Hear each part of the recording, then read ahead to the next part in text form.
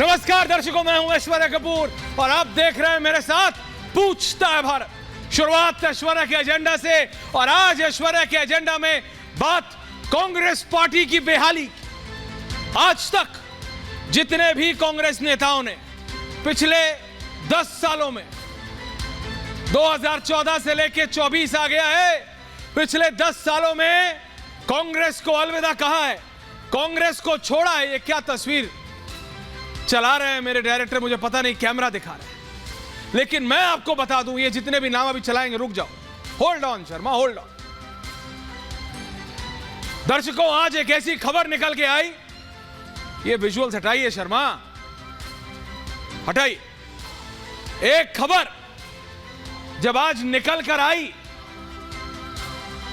कि कमलनाथ, जी हां, दोबारा सुन लीजिए कान खोलकर, कमलनाथ अपने सुपुत्र नकुल नाथ के साथ, जी हां, 2 बेटे हैं उनके, नकुल और बकुल, एक राजनीति में सांसद, तो उनके साथ अचानक अपना कार्यक्रम बंद करके दिल्ली आ रहे हैं। तो सुगबुगाहट हुई कि क्यों जा रहे हैं, क्या हो गया, कोई बात है, सोनिया गांधी ने बुलाया है? नहीं, सोनिया गांधी से तो 4 दिन पहले मिलने आए थे, राज्यसभा मना हो गई थी, अशोक जी को दे दी। तो अचानक कमलनाथ दिल्ली क्यों जा रहे हैं, यात्रा बंद करके? वो तस्वीर चलाई एयरपोर्ट पर, कमलनाथ और नकुल नाथ से जब पूछा गया एयरपोर्ट पे, तो क्या कहा कि क्या बीजेपी ज्वाइन कर रहे हैं, क्या कांग्रेस? उन्होंने कहा जब होगा तब बता दूंगा, अभी क्या परेशान? क्या सचमुच कमलनाथ कांग्रेस छोड़ के बीजेपी ज्वाइन कर रहा है? इसके लिए आपको यह जानना पड़ेगा कि कौन है Kamalnath. Visuals and graphics of Kamalnath, यह इनका पॉलिटिकल मेरी टीम ने बनाया है, कब कब क्या क्या बने, कैसे कैसे हुआ क्या। लेकिन एक चीज जो मेरी टीम ने नहीं की है, अगर वो तस्वीर अभी निकाल सकते हैं, संजय गांधी के साथ कमलनाथ की तस्वीर, आपको मैं बस बता रहा हूं, कमलनाथ कोई ज्योतिरादित्य सिंधिया या आरपीएन सिंह या जितिन प्रसाद के खेमे के नेता नहीं है। वो इनके पिताजी के, चाहे माधवराव जी हो स्वर्गीय या फिर स्वर्गीय जितेन जी, उन सब के साथ के नेता थे। कमलनाथ की राजनीति में एंट्री कैसे हुई, और इसीलिए इतना सवालिया निशान अभी भी बना हुआ है, नहीं तो कोई और नेता क्या। अभी 2 मिनट पहले एक खबर आई है कि नवजोत सिंह सिद्धू फिर दोबारा बीजेपी आ रहे हैं, उसके बारे में बताऊंगा। लेकिन क्यों इतनी ऊपर नीचे कंफर्म डबल कंफर्म हो रहा है कि क्या सचमुच कमलनाथ कांग्रेस को छोड़ सकता है? क्योंकि कमलनाथ और अशोक चव्हाण, ज्योतिरादित्य सिंधिया, जितिन प्रसाद, मिलिंद देवड़ा, आरपीएन सिंह, सुनील जाखड़ में एक बहुत बड़ा फर्क है दर्शकों। ये जितने नाम मैंने लिए आपको, अशोक चव्हाण, ज्योतिरादित्य सिंधिया, जितिन प्रसाद, मिलिंद देवड़ा, आरपीएन सिंह, सुनील जाखड़, ये सब सेकंड जनरेशन नेता हैं। यानी और मैं अपनी टीम को करेक्ट कर रहा हूं, आपने जितिन प्रसाद जी के पिताजी की जगह भी जितिन प्रसाद जी की ही तस्वीर लगा दी है, जितेन जी की तस्वीर लगवाइए, उसको ठीक कीजिए, don't play it till it's corrected. ये जितने भी नेता, इनको विरासत में मिली है राजनीति। अशोक चव्हाण के पिताजी मुख्यमंत्री थे, ज्योतिरादित्य सिंधिया जी के स्वर्गीय पिताजी को माधवराव जी को जानते हैं आप, जितिन प्रसाद जी के पिताजी जितेन प्रसाद जी, मिलिंद देवड़ा जी के पिता मुरली देवड़ा जी, आरपीएन सिंह जी के पिताजी सीपीएन सिंह जी, सुनील जाखड़ जी, बलराम जी के बेटे, ये सब जितने कांग्रेस छोड़ के गए अभी 14 से 24 के बीच में, ये सब, इन सबको विरासत में मिली थी, ये सब सेकंड जनरेशनल नेता थे। लेकिन Kamalnath and graphics of Kamalnath again, Kamalnath कौन थे? कमलनाथ दून स्कूल में पढ़ने वाले एक बड़े बिजनेसमैन के बेटे थे। क्योंकि दून स्कूल देहरादून में पढ़ते थे, इसलिए संजय गांधी के दोस्त थे।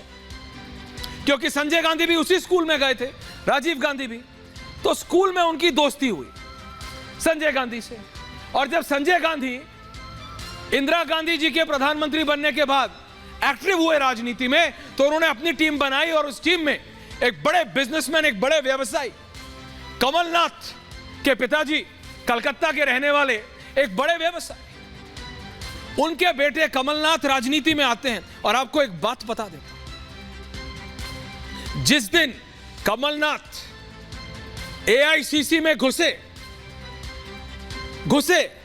उस दिन इंदिरा गांधी नहीं, संजय गांधी के आग्रह करने पर उस समय के वित्त मंत्री प्रणब मुखर्जी, स्वर्गीय प्रणब दा गए थे कमलनाथ को रिसीव कर। तो ऐसा रुतबा था कांग्रेस पार्टी में। और वो कमलनाथ 40 साल की राजनीति के बाद आज कांग्रेस को बाय बाय टाटा कर रहे। क्यों? यह दर्शाता है कि कांग्रेस की असल में असली हालत क्या है, कि कांग्रेस में ये जो कहते थे old school versus new school, old guard versus new guard, पुराने नेता वर्सेस नए नेता, ये कुछ नहीं चल रहा है। जितने नाम मैंने आपको गिनाए, Jitin Prasad new guard, Milind Deora new guard, RPN Singh new guard, Jyotiraditya Scindia new guard, Ashok Chavan old, Sunil Jakhar और कमलनाथ तो सुपर ओल्ड। भाई स्वर्गीय अहमद पटेल के बाद कैप्टन अमरिंदर सिंह को जब कांग्रेस से निकाला तो टेक्निकली स्पीकिंग कमलनाथ कांग्रेस के सीनियर मोस्ट नेता, स्ट्रेटेजिस्ट। कैप्टन अमरिंदर सिंह को भी समझाने के लिए कमलनाथ को बोला था सोनिया गांधी ने। तो कमलनाथ का कांग्रेस को छोड़ना अपने आप में इंपॉर्टेंस और बताता है किस चरमराई हुई स्थिति में आ गई है कांग्रेस। बीजेपी तो कह रही है हमारे पास आ रहे हैं कि नहीं आ रहे हैं पता नहीं, लेकिन कांग्रेस का पतन हो रहा है। और जब इस तरह की खबरें आती हैं कि कमलनाथ अपने बेटे के साथ चार्टर्ड में उड़ गए, ठीक है, न्यूज वालों के लिए खबर होती है, हमारे लिए खबर होती है, कमलनाथ तो पूरी जिंदगी चार्टर्ड में ही उड़े, उनके लिए इट्स नॉर्मल। लेकिन भाई एक रिपोर्टर की तरह सोचो, कमलनाथ 5 दिन की यात्रा थी, 4 दिन की यात्रा में वहां से चार्टर्ड लेते हैं, दिल्ली उतरते। हो सकता है इन कांग्रेस के नेताओं को इंटरकॉन्टिनेंटल ट्रैवल चार्टर्ड में करने का नॉर्मल हो, उनके लिए नॉर्मल हो, हमारे लिए तो बड़ी खबर है। उसके बाद एयरपोर्ट पे उतर के क्या कहते हैं, जब होगा तब बता दूंगा। मना नहीं करते, he is not saying no, मना नहीं कर रहे हैं कमलनाथ। कमलनाथ कह रहे हैं जब होगा तब बता दूंगा। एक उड़ती हुई चिड़िया आई और मेरे कान में बोली कि अभी कमलनाथ अमित शाह और नरेंद्र मोदी से डायरेक्ट बात नहीं हो पाई, तो क्या कुछ अप एंड डाउन चल रहा है, क्या कुछ मांगा है कमलनाथ ने और क्या बीजेपी देने को तैयार है? क्योंकि एक फ्लिप साइड भी है, ग्राफिक्स पे आ जाइए। कमलनाथ अगर बीजेपी में जाते हैं कांग्रेस को नुकसान है, इसमें कोई डाउट नहीं है, लेकिन बीजेपी को क्या फायदा है? ये वाला ग्राफिक में बीजेपी को क्या फायदा है? बीजेपी को सिर्फ एक फायदा है कि छिंदवाड़ा की सीट आ जाती है उनके पास।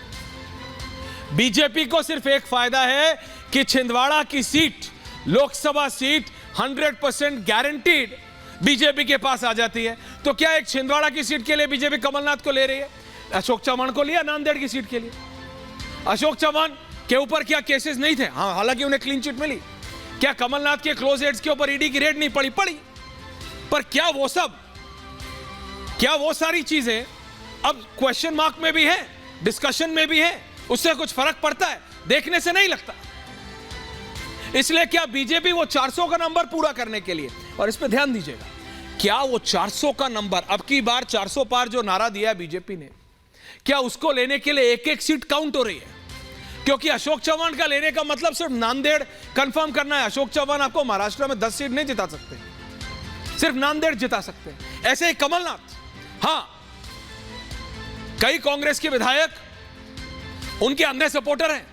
मुझे बताया गया है कि 15 ने तो ब्लैंक कागज पे साइन कर दिया है, क्योंकि उनको विधायक बनाया कमलनाथ ने पीढ़ी दर पीढ़ी, election after election. So they owe their loyalty to Congress party. नहीं कमलनाथ, तो कमलनाथ ने साथ, तो कमलनाथ के साथ दिल्ली में है। लेकिन बीजेपी को क्या मिलता है? अशोक चव्हाण से नांदेड़ की सीट, कमलनाथ से छिंदवाड़ा की सीट। पर क्या यह काफी है? एक कमलनाथ जैसे व्यक्ति जो 40 साल से कांग्रेस में है, यह बात भी साफ है, उन्होंने राज्यसभा मांगी थी, सोनिया गांधी से नहीं मिली, अशोक जी को भेज दिया। तो इज कमलनाथ एंग्री? और क्या यह सब गुस्से में हो रहा है या ओवर रीडिंग हो रही है, सिर्फ नकुल जा रहे हैं? क्योंकि नकुल नाथ ने एक तो चीज साफ कर दी, आईएनसी ट्विटर से हटा दिया।